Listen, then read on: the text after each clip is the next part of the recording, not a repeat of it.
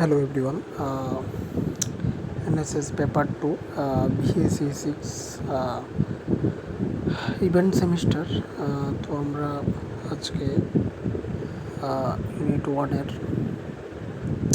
Indian culture এই topic সম্পর্কে সংক্ষিপ্ত আলোচনা করব। ইন্ডিয়ান কালচার এক পলকে দেখে নিই ইন্ডিয়ান কালচারে কী কী আছে। ইন্ডিয়ান কালচারে দেখো আর্টস, পারফর্মিং আর্টস, তারপরে পারফর্মিং আর্টসের বিভিন্ন ক্যাটাগরি দেওয়া আছে, যেমন ড্যান্স, মিউজিক, ড্রামা এক্সেট্রা। তারপরে দেখো লিটারেচার, ভিজুয়াল আর্টস এক্সেট্রা এগুলি দেওয়া আছে। তো what is culture? Culture refers two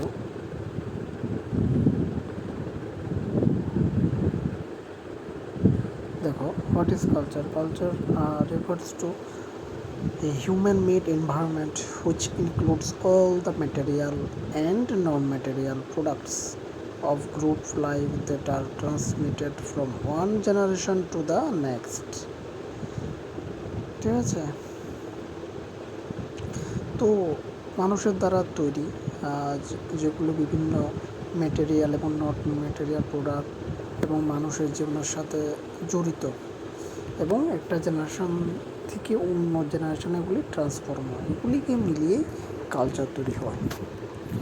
তারপর ড্যান্স সম্পর্কে একটু বিস্তারিত এখানে, যেমন ক্লাসিক্যাল ডান্স কী কী ক্লাসিক্যাল ডান্স আছে এগুলি দেখে নেবে। মণিপুরি ডান্স, ভারতনাট্যম, এটা কোথাকার এই ডান্সটা, এই ক্লাসিক্যাল ডান্স ভারতনাট্যম কোথাকার এই ফর্মটা, যেমন তামিলনাড়ু, যেমন কথকলি একটা ডান্সের ফর্ম।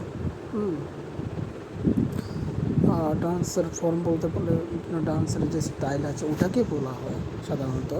তো কথকলিটা কোথাকার? এটা হলো কেরলা রাজ্যের, যেটা বর্তমানে কেরল বা কেরালা যেটাই বলি, ওটা ওই স্টেটের নাম পরিবর্তন হয়ে এখন কেরালাম হয়েছে। কেরালাম, KERALM, কেরালা। বা কত্থক নর্থ ইন্ডিয়া, সাধারণত ইউপিতে। কুচিপুড়ি এগুলো অন্ধ্রপ্রদেশের ক্লাসিক্যাল ডান্স। তারপর ফোক ডান্স আছে। তারপর মোহিনাট্টম এটাও কেরালাম স্টেটের। তারপরে একটা আমাদের নর্থ ইস্টার্ন একটা স্টেট একটা ডান্স, যেমন সত্রিয়া আসামে, তো বিহু বা বিচু যেটাকে বলে, এটাও কিন্তু আসামে পড়ে। তারপরে মিউজিক, এগুলো একটু দেখে নেবে। এটার যে পিডিএফটা আমি কমেন্ট সেকশনে দিয়ে দেবো, ওখান থেকে টেলিগ্রাফ যে চ্যানেল আছে ওইখানে ফাইল সেকশন থেকে এটা ডাউনলোড করে নিতে পারবে তোমরা। তো যেমন মিউজিক্যাল ইনস্ট্রুমেন্ট রয়েছে, এগুলি একটু দেখে নেবে।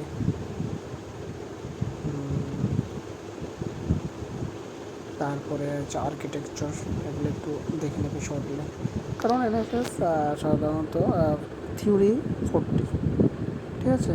তো ইন্টারনাল 20 নিতে হয়, প্লাস আবার যদি 20 নেওয়ার সুযোগ থাকে না হলে একবারে 40 নেওয়া হয়।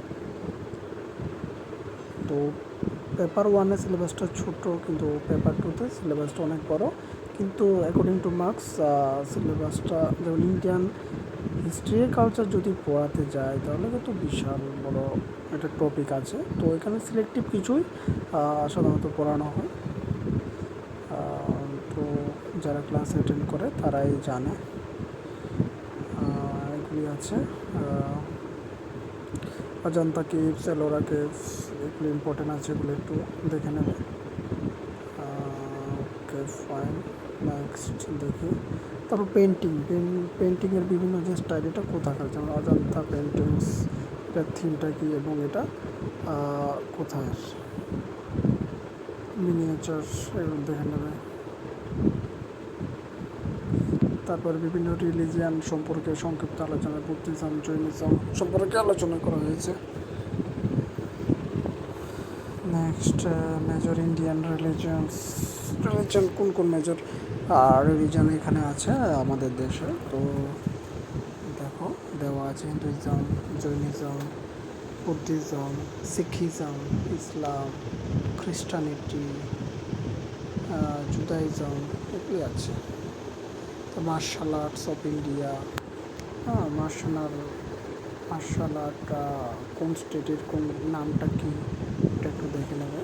যেমন ক্লাসিক্যাল মিউজিক একটা, ক্লাসিক্যাল ডান্স একটা, ফোক ডান্স একটা, তারপরে আরেকটা হলো ক্লাসিক্যাল ল্যাঙ্গুয়েজ। তো ক্লাসিক্যাল ল্যাঙ্গুয়েজের মধ্যে দেখো কী আসে, এটা একটু ইম্পর্টেন্ট, এটা একটু দেখে নেবে।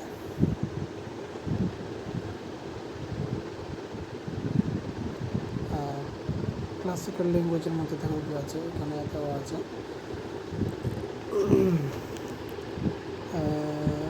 তামিল, সংস্কৃত, তেলুগু, কন্নড়, মালয়ালম, উড়িয়া। এগুলি হলো কি ক্লাসিক্যাল ল্যাঙ্গুয়েজ। ওকে, নেক্সট দেখি। বাস এতটুকুই। তারপরে বিভিন্ন পেন্টিং আছে, এগুলি পেন্টিংয়ের স্টাইল ইন ইন্ডিয়া, যেমন ফুলকারি, এটা একটা পেন্টিংয়ের স্টাইল, ঠিক আছে। এটা কোন স্টেটের, এটা হলো পাঞ্জাব। তেমন অনেকগুলি পেন্টিং স্টাইল দেওয়া আছে এবং এটা কোন স্টেটে বিলং করে এগুলি দেওয়া আছে। তো ব্যাস এতটুকুই বললে হয়ে যাবে ফর ইন্ডিয়ান কালচার, ঠিক আছে, ইন্ডিয়ান কালচার এতটুকুই। তো ভিডিওটা একটু ভালো করে দেখে নেবে এবং তোমরা এখান থেকে কোশ্চেন অ্যান্সার করতে পারবে।